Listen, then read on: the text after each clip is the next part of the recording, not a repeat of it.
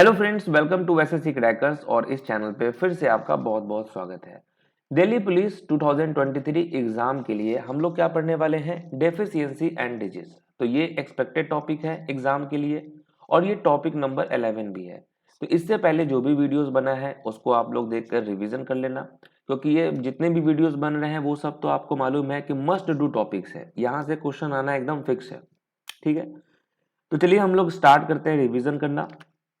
सबसे पहले हम लोग देखेंगे टाइप्स ऑफ विटामिन, क्योंकि हमारे शरीर के लिए विटामिन का बहुत ही इंपॉर्टेंट रोल है। और अगर सफिशियंट अमाउंट में विटामिन न हो तो उससे जो है बहुत सारी बीमारी भी हो जाती है ना। जैसे कि विटामिन ए हो गया, तो विटामिन ए को हम लोग कहते हैं क्या? रेटिनॉल कहते हैं। क्या कहते हैं? रेटिनॉल। अब विटामिन ए की अगर कमी हो जाए तो किसी इंसान को क्या हो जाएगा? नाइट ब्लाइंडनेस हो जाएगा, रतौंधी जिसको बोलते हैं, और जीरोफ्थाल्मिया भी हो जाता है। तो एग्जाम में क्वेश्चन आता ही है कि जीरोफ्थाल्मिया जो है किस विटामिन की कमी के कारण होता है। तो आपका जवाब क्या होना चाहिए? विटामिन ए के कमी के कारण होता है ये। ठीक है, नाइट ब्लाइंडनेस किसके कमी के कारण होता है? तो विटामिन ए के कमी के कारण होता है। या तो क्वेश्चन ऐसे पूछ देगा कि रेटिनॉल जो है किस विटामिन का नाम है? तो विटामिन ए का नाम है। तो ये इस तरीके से क्वेश्चन एग्जाम में पूछा जाता है। ओके, अब देखिए बी वन को क्या कहा जाता है? थायमीन कहा जाता है। ठीक है, बी वन को क्या कहा जाता है? थायमीन। और बी वन की कमी के कारण ही जो है बेरी बेरी हो जाता है। तो बेरी बेरी को अगर आप देखेंगे तो यहाँ पर बेरी तो आई है, तो इस बी को और इस आई को हम अगर लेते हैं तो कुछ इस प्रकार दिखेगा ये। तो बी वन यानी कि बी वन के कमी के कारण ही जो है बेरी बेरी हो जाता है। ओके, बी वन की कमी के कारण बेरी बेरी होता है, इंपॉर्टेंट है, क्वेश्चन भी आता है एग्जाम में। उसके बाद देखिए विटामिन बी टू का क्या नाम है? राइबोफ्लेविन नाम है। राइबोफ्लेविन किसका नाम है? बी टू का ही नाम है। और इसके कमी के कारण अगर हमारे शरीर में इसकी कमी हो जाए तो उससे क्या हो जाएगा? मंद विकास होगा, रिटार्टेड ग्रोथ होता है, बैड स्किन हो जाता है, त्वचा भी खराब होने लगती है। तो इसीलिए विटामिन बी टू की मात्रा हमारे शरीर में होनी चाहिए। ठीक है, बी 12। अब बी 12 को हम क्या कहते हैं? बी 12 को हम कहते हैं साइनोकोबाल्मीन। साइनोकोबाल्मीन के कमी के कारण क्या हो जाता है? खून की कमी हो जाती है, अनीमिया हो जाता है। तो क्वेश्चन ये बहुत बार आपने एग्जाम में देखा होगा रिपीट होते हुए कि अनीमिया किस विटामिन के कमी के कारण हो जाता है? तो बी 12 के कमी के कारण होता है। तो ये सारे के सारे इंपॉर्टेंट है, एकदम आपको इसको याद कर लेना है। उसके बाद देखिए विटामिन सी को हम कहते हैं ascorbic acid. Okay, ascorbic acid, और इसके कमी के कारण क्या हो जाएगा? स्कर्वी हो जाएगा। ये क्वेश्चन भी एग्जाम में बहुत बार पूछा गया है कि स्कर्वी जो है ये किस विटामिन के कमी के कारण होता है? तो सी के कारण होता है। ओके, नेक्स्ट है विटामिन डी को क्या कहा जाता है? कैल्सीफेरोल कहा जाता है। ओके, कैल्सीफेरोल किसका नाम है? विटामिन डी का ही नाम है। और इसके कमी के कारण क्या होता है? रिकेट्स हो जाता है। जो हमारी हड्डियां होती हैं वो कमजोर हो जाती है ना। जो हमारे जॉइंट्स होते हैं वहां पर स्पेशली ये कमी होने लगती है, कमजोर होने लगती है। तो ये रिकेट्स तो आपने बहुत बार देखा होगा एग्जाम में कि रिकेट्स किसके कमी के कारण होता है? तो यही विटामिन डी के कमी के कारण होता है। तो ये भी इंपॉर्टेंट है। स्कर्वी किसके कमी के कारण होता है? सी के कमी के कारण होता है। नेक्स्ट है विटामिन ई के कमी के कारण क्या हो जाता है? तो लेस फर्टिलिटी हो जाता है। ओके, विटामिन के इसके कमी के कारण क्या होता है? और इसको हम क्या कहते हैं? फाइलोक्विनोन कहते हैं हम इसको। और इसके कमी के कारण जो है रक्त का जो जमावट है उसमें कमी होने लगता है। ठीक है, ठीक से नहीं हो पाता है। तो रक्त जमावट के लिए विटामिन के बहुत ही महत्वपूर्ण है। तो ये भी क्वेश्चन एग्जाम में पूछा गया है, क्योंकि आप जानते हैं कि जब आपका शरीर है उसमें अगर कोई कट लग जाता है तो आप देखते होंगे खून निकल जाता है, फिर कुछ देर के बाद जो है कि उसमें वो निकलना बंद हो जाता है, क्योंकि वो ब्लड जमा हो जाता है। ठीक है, लेकिन अगर इसकी कमी हो गई तो आपका खून निकलता रहेगा, निकलता रहेगा, निकलता रहेगा। तो ये एक तरह का बहुत ही खराब बीमारी माना जाता है, क्योंकि आप सोचिए कि अगर आपका खून जमेगा ही नहीं और निकलता चला जाएगा तब तो आप मर भी सकते हैं ना। तो इसीलिए विटामिन के को हम क्या कहते हैं? फाइलोक्विनोन कहते हैं। और इसके कमी के कारण जो है रक्त जमावट में दिक्कत होती है। नेक्स्ट, अब देखते हैं हम लोग, ये सब तो हम लोगों ने देख लिया विटामिन की कमी के कारण। अब कुछ ऐसे विटामिन होते हैं जो कि फैट सॉल्युबल होते हैं और कुछ ऐसे विटामिन होते हैं जो वाटर सॉल्युबल होते हैं। तो फैट सॉल्युबल विटामिन कौन कौन से होते हैं? ए डी ई के। ए डी ई के जो है ये होते हैं फैट सॉल्युबल विटामिन। और अगर हम बात करें वाटर सॉल्युबल विटामिन की, तो बी के सारे ग्रुप्स और सी यानी कि बी सी जो है ये होता है वाटर सॉल्युबल विटामिन।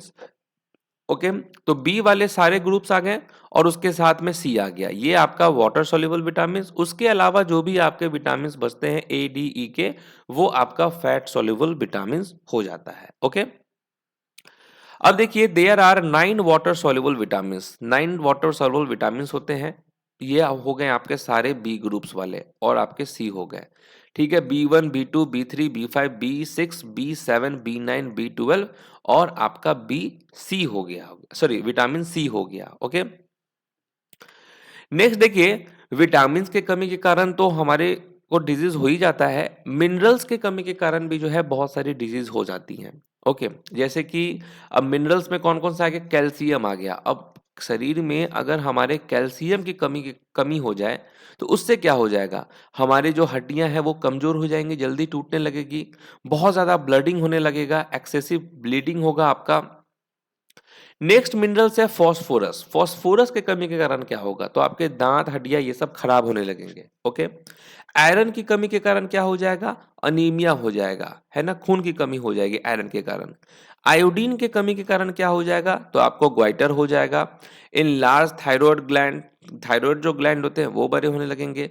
कॉपर की कमी के कारण क्या होगा? लो एपेटाइट हो जाएगा और रिटार्टेड ग्रोथ हो जाएगा, यानी कि कम भूख लगेगा आपको और जो मंद वृद्धि आपका हो जाएगा कॉपर की कमी के कारण। तो हमारे शरीर में पर्याप्त मात्रा में जो है विटामिन भी होना चाहिए और मिनरल्स भी होना चाहिए, और ये सब हमको कहाँ से मिलता है? तो हमें खाने से मिलता है। बहुत सारे लोग एडिशनल जो है कैप्सूल्स भी लेते रहते हैं, वहां से उनको ये सब चीज मिलते रहता है। ओके, अब देखिए हम लोगों ने मिनरल्स देख लिया, विटामिन देख लिया, अब हम लोग कम्युनिकेबल डिजीज को देखते हैं। तो कम्युनिकेबल डिजीज क्या होता है? तो नाम से ही लग रहा है आपको, कम्युनिकल डिजीज मतलब कि एक पर्सन से दूसरे पर्सन तक जो है ये फैलता रहता है डिजीज, उसे हम कहते हैं कम्युनिकेबल डिजीज। तो एक व्यक्ति से दूसरे व्यक्ति में फैलने वाले रोग को संचारी रोग कहते हैं। ओके, और इसमें कौन कौन से मुख्य रूप से काम करते हैं? Virus, bacteria, protozoa, fungi. तो संचारी रोग पैदा करने वाले एजेंट में वायरस, बैक्टीरिया, प्रोटोजोआ और कवक शामिल होते हैं। तो आप सुनते होंगे कि वायरस के कारण इसको ये हो गया, अभी जो कोरोना आया था उसमें भी तो वायरस का ही खेल था, है ना। तो इन सब के कारण भी बहुत सारी तरह की बीमारियां होती रहती है। अब आप देखिए क्या क्या है कि करके हम देखते हैं कि वायरस के कारण क्या क्या होता है। तो वायरस के कारण जो है एड्स हो जाएगा आपको, polio, measles, influenza, common cold, Ebola, chicken pox, dengue fever, rubella, Zika, ये सब कारण किसके कारण होता है? वायरस के कारण होता है। अब एग्जाम में क्वेश्चन कैसे पूछेगा? इबोला किसके कारण होता है? तो वायरस के कारण होता है। एड्स किसके कारण होता है? तो वायरस के कारण होता है। पोलियो, ठीक है, जाइका, रूबेला, डेंगू फीवर भी बहुत पूछा जाता है एग्जाम में, हालांकि पूछा तो सब गया है इसमें से। तो इसको आप एक साथ ही रिवीजन कर लीजिए, AIDS, polio, measles, influenza, common cold, Ebola, chicken pox, dengue fever, rubella, Zika, ये सब किसके कारण होता है? तो वायरस के कारण होता है। ओके, अब देखिए बैक्टीरिया के कारण क्या क्या होता है। बैक्टीरिया के कारण जो है ट्यूबरक्लोसिस हो जाएगा, टाइफाइड हो जाएगा, ठीक है, कोलेरा होगा, लेप्रोसी होगा, टेटनस, ठीक है, प्लेग, ये सभी किसके कारण होता है? तो बैक्टीरिया के कारण होता है। अब एग्जाम में क्वेश्चन आपसे पूछेगा कि टाइफाइड जो है किसके कारण होता है? वायरस, बैक्टीरिया, प्रोटोजोआ, किसके कारण होता है भाई? तो आपका जवाब क्या होगा? बैक्टीरिया के कारण होता है। लेप्रोसी मतलब कुष्ठ रोग, है ना। तो ये किसके कारण हो जाता है? तो ये भी बैक्टीरिया के कारण ही होता है। तो ये बहुत खराब बीमारी होता है, हमारा जो स्किन होता है वो सफेद होने लगता है ना। टेटनस भी बैक्टीरिया के कारण हो जाता है। ओके, तो इसको आप याद कर ले अच्छे तरीके से। नेक्स्ट देखिए प्रोटोजोआ के कारण क्या क्या हो जाता है। तो मलेरिया होगा आपको, ठीक है, diarrhoea, sleeping sickness, redness of I, ulcer, काला अजहर, ये सभी किसके कारण होता है? तो प्रोटोजोआ के कारण होता है। तो ये भी आप याद कर लें, क्वेश्चन आपसे आ जाएगा। काला आजार, ये तो बहुत बार पूछा है, काला आजार, मलेरिया, है ना, ये सब तो दोनों क्वेश्चन बहुत बार आपको रिपीट होते हुए दिखा होगा। तो ये सब आपको याद रखना है कि प्रोटोजोआ के कारण होता है। नेक्स्ट देखिए फंगी के कारण क्या होता है। तो फंगी के कारण आपको हो जाएगा एथलीट्स फुट और रिंग वॉर्म। ये दो क्वेश्चन एग्जाम में बहुत बार रिपीट हुआ है। तो इसको भी आप याद कर लें। समझ गए? तो यहाँ से आपने देख लिया वायरस, बैक्टीरिया, प्रोटोजोआ, फंगी, इन सब के कारण जो है ये सब टाइप का बीमारी आपको हो जाएगा। विटामिन्स के कारण वो सब बीमारी हो जाएंगी, मिनरल्स के कारण भी हो जाएगी। तो अल्टीमेटली हम लोग इस चैप्टर को पढ़ रहे हैं तो हमको क्या समझ में आ रहा है कि हर एक चीज का अपना इंपॉर्टेंस है हमारे शरीर के लिए। ठीक है, अब इसी पे बेस्ड हम लोग क्वेश्चन देखते हैं कि एग्जाम में और क्या क्या क्वेश्चन पूछे गए हैं। तो पहला क्वेश्चन है कि which of the following is an example of an infectious disease. तो कौन सा एग्जाम्पल है इन्फेक्शियस डिजीज का? तो क्या हो जाएगा राइट आंसर? ट्यूबरक्लोसिस होगा यहाँ पर करेक्ट आंसर। ट्यूबरक्लोसिस जो है ये एक तरह का एग्जाम्पल है इन्फेक्शियस डिजीज का।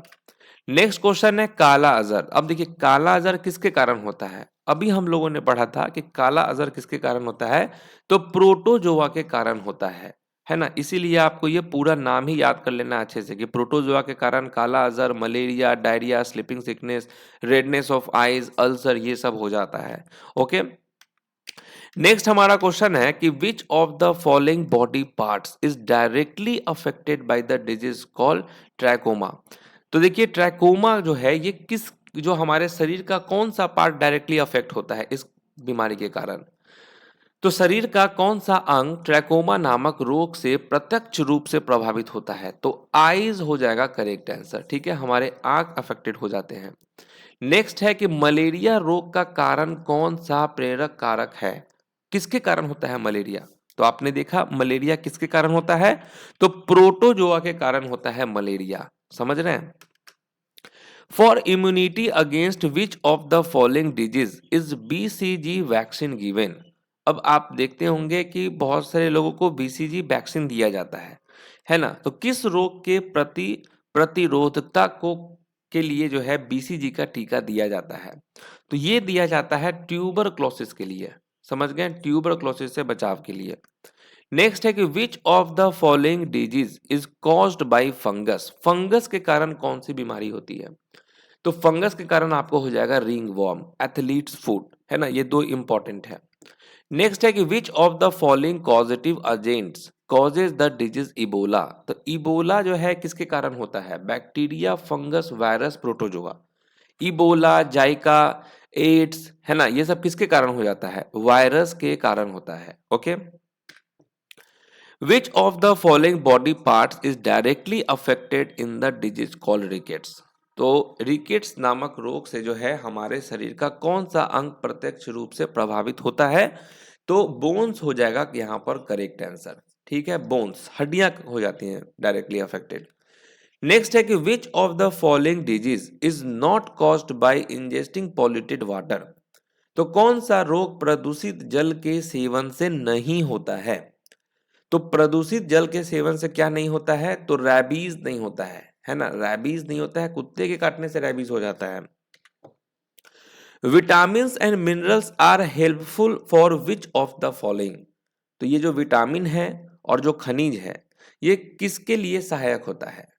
क्या होगा राइट आंसर? ये सहायक होता है carry out metabolic reaction in our body. Okay, next है कि which of the following is known as body building food. Body building food जो है किसे कहा जाता है? Protein, vitamins, fats, carbohydrates. तो बॉडी बिल्डिंग फूड कहा जाता है प्रोटीन्स को। आप देखते होंगे जिम में जब कोई लोग जाता है तो प्रोटीन्स का ही इस्तेमाल जो है ज्यादा करने लगता है ताकि उसका बॉडी बने। नेक्स्ट क्वेश्चन है कि which of the following was the first B vitamin discovered in 1897। तो कौन सा पहला विटामिन बी 1897 में खोजा गया था? तो क्या होगा राइट आंसर? राइट आंसर होगा थायमीन होगा करेक्ट आंसर। थायमीन हम किसको बोलते हैं? B1 को बोलते हैं। ओके, तो इसी की खोज की गई थी 1897 में। नेक्स्ट है deficiency of which of the following vitamin causes excessive bleeding from wounds. तो जो घाव होती है तो किस विटामिन की कमी से जो है घावों में अत्यधिक रक्तस्राव होता है? तो कौन से विटामिन के कारण? तो के हो जाएगा करेक्ट आंसर, है ना, के। तो ये रहा हमारा डेफिशिएंसी एंड डिजीज का इंपॉर्टेंट वीडियोस जहां पर आपने बहुत सारी चीजों का रिवीजन किया है कम टाइमों में ही। तो मिलते हैं आपसे नेक्स्ट इंपॉर्टेंट क्लास में इंपॉर्टेंट टॉपिक में। तब तक के लिए जो है ऑल द बेस्ट। और 1 बजे से जो है बुक एंड ऑथर्स वाला भी टॉपिक कराया जाएगा। लिंक शेयर कर देंगे टेलीग्राम पे, वहाँ से डायरेक्ट आप जॉइन कर लेना उस क्लास को। ओके, चलिए ऑल द बेस्ट।